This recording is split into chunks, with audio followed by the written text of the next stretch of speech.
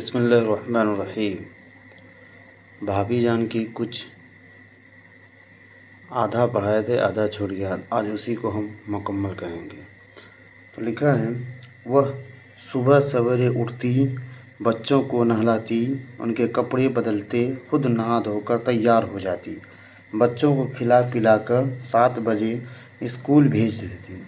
پھر ملنے والوں کا سلسلہ شروع ہو جاتا، طرح طرح کے لوگ ان سے ملنے آتے، طرح طرح کی فرمائشیں کرتے۔ کوئی ان سے ملازمت کے لیے سفارش کرنے کو کہتا، کوئی کسی اور کام کے لیے۔ سب آدمی انہیں بڑے آدمی کی بیوی اور بہو سمجھتے تھے۔ کوئی یہ نہیں سمجھتا تھا کہ بھابھی جان کا تعلق اب بڑے لوگوں سے صرف چھوٹے لوگوں کی وجہ سے رہ گیا ہے۔ وہ بڑے لوگوں کے پاس صرف سفارشیں لے کر جاتی، وہ بڑے لوگوں سے اب انہیں دور کا بھی کوئی واسطہ نہیں۔ بھابھی کالج جاتی اور وہاں بھی پڑھانے کے علاوہ ہر لڑکے کے معاملات میں دلچسپی لیا کرتی۔ کالج سے آ کر پابندی کے ساتھ کئی خط روز لکھتی اور انہیں ڈاک میں ڈلواتی۔ عام طور پر یہ خطوط نئے لکھنے والوں کے نام ہوتے تھے جو ہر روز انہیں خط لکھا کرتے تھے۔ بھابھی نے محض دل بہلانے اور وقت کاٹنے کے لیے لکھنا شروع کیا تھا، مگر وہ اچھا لکھنے لگی تھی اور نئے لکھنے والوں ان سے مشورے طلب کرتے اور وہ بڑی محنت اور محبت کے ساتھ ان کے خطوں کا جواب دیا کرتی۔ اس طرح کے نئے لکھنے والے نہ تو غلط فہمیوں کا شکار ہو کر بھاگ جائے اور نہ ان کی دل شکنی ہو۔ پھر وہ شام کو ایک جگہ ٹیوشن پڑھانے چلی جایا کرتی تھی۔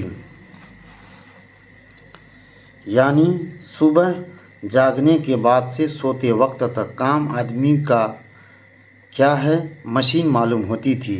ان کے خط لکھنے کے شوق سے تنگ آ کر میں نے کہا، یعنی دیور نے کہا، بھابھی آپ نے کیا علت پال رکھی ہے؟ کالج میں تو سر کھپاتی ہی ہے، مگر گھر پر بھی ایک کالج بنا کر رکھا ہے۔ بھابھی بڑے باوقار انداز میں مسکراتی اور بولتی، اختر ان نئے لکھنے والوں کو کیسے بھول سکتی ہوں؟ یہ تو ہمارے مستقبل کی امیدیں ہیں۔ اگر میں ان پودوں پر روز چھڑکاؤ نہیں کر سکتی، ان کی خدمت نہیں کر سکتی کہ ان میں پھول لگیں اور سارا باغ مہک اٹھے، تو کم سے کم جو کچھ کر سکتی ہوں وہ تو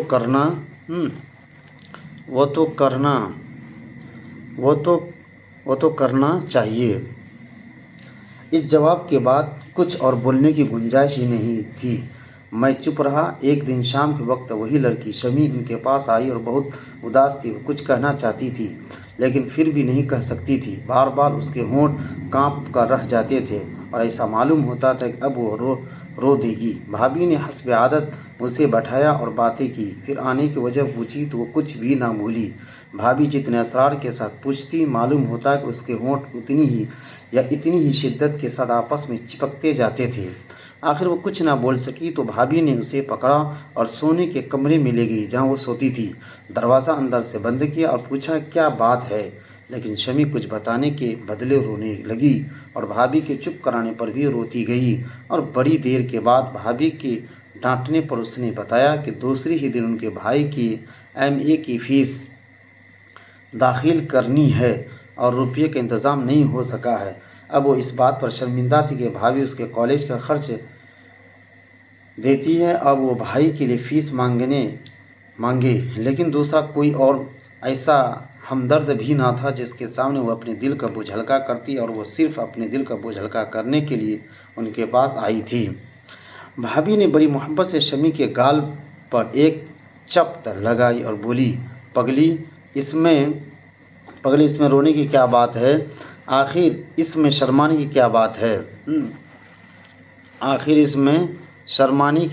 کیا بات ہے؟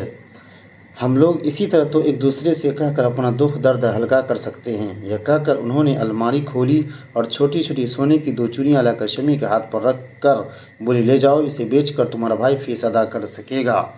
شمی شاید گر جاتی، لیکن بھابھی نے اسے سنبھال لیا اور اس کی پیشانی چوم لی اور بولی، شمی سدا ایسا ہی زمانہ نہیں رہے گا، دن بدلیں گے، جاؤ سویرے چلی جاؤ، پھر اندھیرا ہو جائے گا۔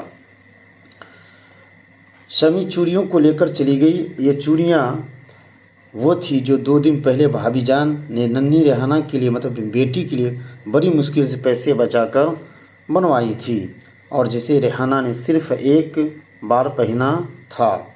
चूड़ियाँ देखकर भाभी बहुत खुश थी, जैसे उनके दिल से पहाड़ जैसा कोई बोझ उतर गया हो।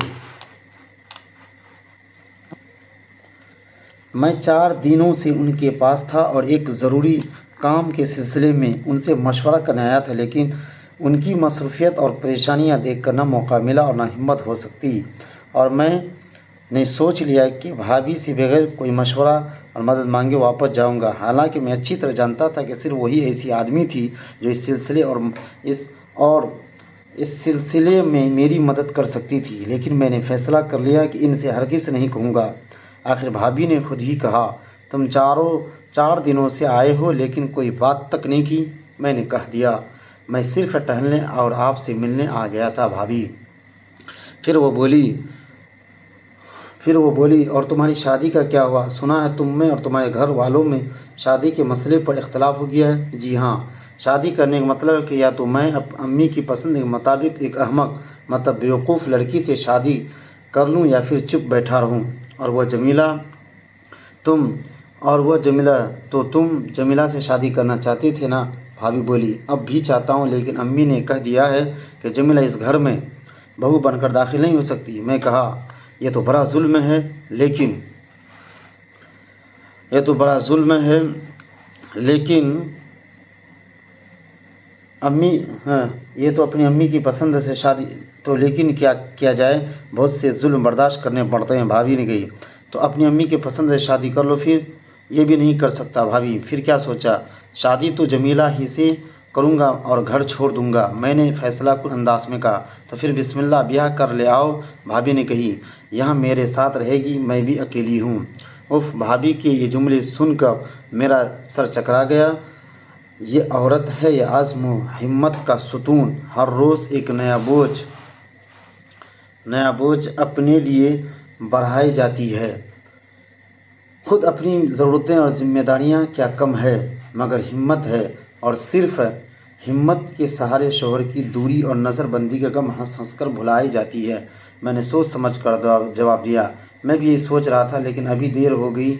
भाभी, जमीला बीमार है। अभी जमीला बीमार नहीं थी, बिल्कुल अच्छी थी, लेकिन अगर मैं ये नहीं कहता तो फिर ज़िद पर आ जाती। हालांकि हकीकत ये थी कि मैंने फैसला किया था, भाभी से मशवरा करने के बाद ही जमीला से शादी कर लूँगा और उसे उनके पास रखकर कहीं तलाशी रोज़गार मैं निकल लूँगा।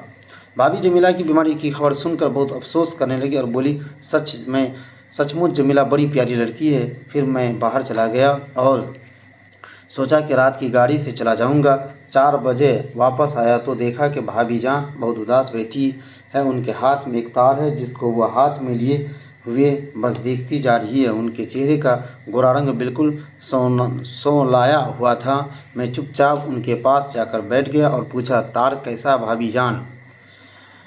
अख्तर, भाभी जान ने तार मेरे हाथ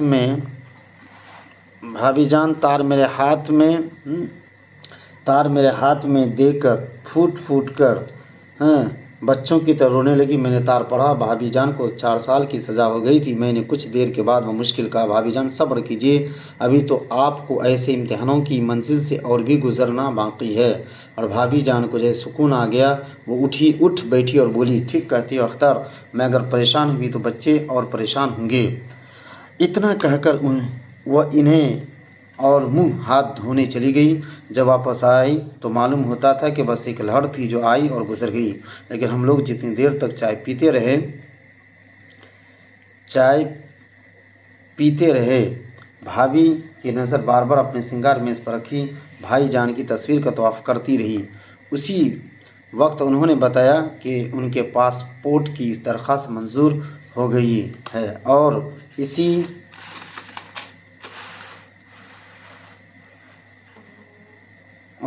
रात इन्हें दिल्ली जाना बहुत ज़रूरी है। इसी रात भाभी जान दिल्ली चली गई और मैं भी वापस हो गया। रात के सन्नाटे में रेलगाड़ी गुजरती जा रही थी और मुझे ऐसा मालूम होता था अंधेरी रात में भाभी जान मुझे रोशनी दिखा रही थी। रेल तेज़ी के साथ گزرتی جا رہی تھی اور میرے دل میں نئے ارادے، نئے حوصلے اور پیدا ہو رہے تھے، نئی امیدیں اور نئی امنگیں جاگ رہی تھی۔ تو یہ بھابھی جان کی افسانہ ہے جس کو سہیل عظیم آبادی نے لکھا ہے۔ اس کہانی سے ایک ہی سبق ملتا ہے کہ اپنے ہمت کو، اپنے حوصلے کو کسی بھی کام میں کو کرنے میں چھوٹا نہیں سمجھنا چاہیے، چاہے زندگی میں جتنی بھی دشواریاں، تکلیفیں، کٹھنائیں۔ آپ لوگوں سے درخواست ہے کہ اگر ہماری ویڈیو اچھی لگی ہو تو ضرور لائک کریں، کمنٹ کریں، اپنے دوستوں اور اپنے رشتہ داروں کو ضرور شیئر کریں، اور ہمارے چینل کو اگر آپ نئے ہیں تو ضرور سبسکرائب کریں۔ بہت بہت شکریہ۔